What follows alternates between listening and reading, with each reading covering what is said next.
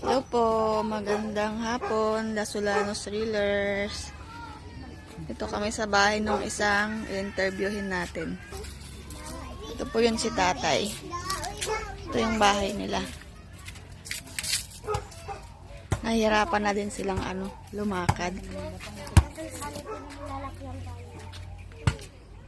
Ito yung bahay nila guys, oh. Na din, tagpi-tagpi na din. Dapto na nangkal. Sapay kayo ba yun dya? Makarangal nila?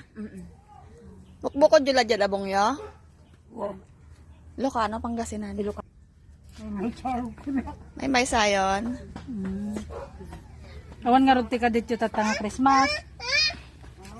Hindi kayaton. Kayaton. Nung kaya tiyo da ginaldo yun no January. Anya trabaho yo Manong? Awanan. Ang kayo makatrabahon? Sino tumultulong kanya yo nga? Iti pangaldaw-aldaw yo. Inuna pa anak ko.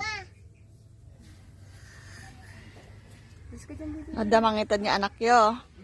Sitong Kayo mat makapag nangangalaingan niya. wanan. Dasulanos Thrillers, ito si tatay.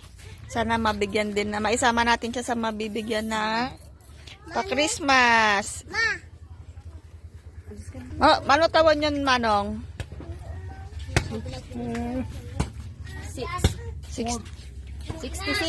66 ko na. 66.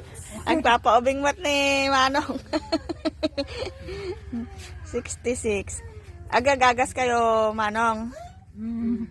Ang tambal na lang. May parang dapat maintenance kamay ko. Lusatan.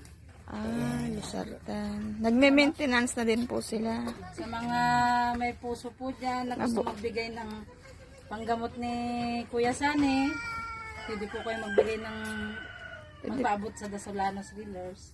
Ay, taga-Tambubong sila pero dito nakapangasawa. Siya po si Kuya Sani National. Yung may mabubuting puso po dyan, yung gustong magpaabot ng tulong kay Kuya.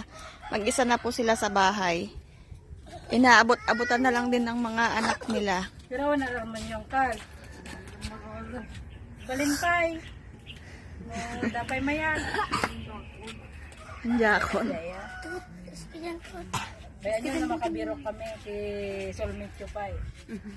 Wala na kayo pa eh. Yan lang po.